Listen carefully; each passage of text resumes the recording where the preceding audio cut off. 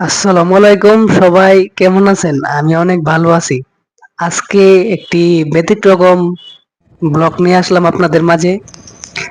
আমি যাচ্ছি ব্রাহ্মণবাড়িয়া জেলা পরিষদ মোবাইল মার্কেট হয়ে কালীবাড়ির মোড় হয়ে শিমলালকান্দি হয়ে আপনার মুগ্ধ সড়ক হয়ে সিমনা মণিপুর যে আঞ্চলিক মহাসড়কটি আছে ওইটির পাশে একটি বট গাছ আছে। ওইখানে ভাবলাম যে স্মার্টফোন বিক্রি করতে করতে অনেকদিন ধরে একটু বেরোচ্ছি না আর কি, তাই প্রকৃতির সাথে কথা বলতে একটু ঘুরতেছি।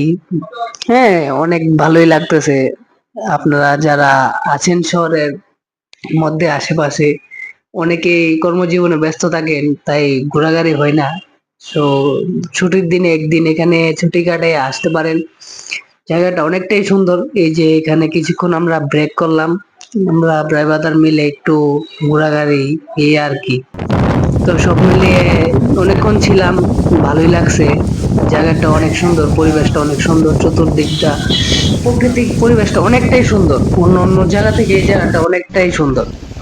সো এখানে কিছু শুট নিচ্ছি, শুট নিতেছি।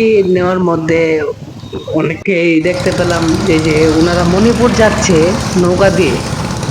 আগে রাস্তা ছিল না, যার অনেকেই নৌকা দিয়ে যেত, কিন্তু এখন আর সচরাচর নৌকা দিয়ে আর যায় না। সবাই সিনজি দিয়ে অথবা মোটরসাইকেল, এই বিভিন্ন ধরনের যানবাহন দিয়ে যায় আর কি। কিন্তু সবথেকে ব্যতিক্রম লাগছে যে যে এখানে হাঁসগুলা এই পুষ্করিণীর মাঝে নামতেছে। ছোট একটা পুষ্করিণী না বলতে, এখানে একটু কুয়া টাইপের একটু পানি জমে রয়েছে আর কি। হাঁসগুলা অনেক সুন্দরভাবে ওনাদেরকে একটা ফুটেজ নিলাম সব মিলে। সো ভিডিওটা এখানেই শেষ করলাম।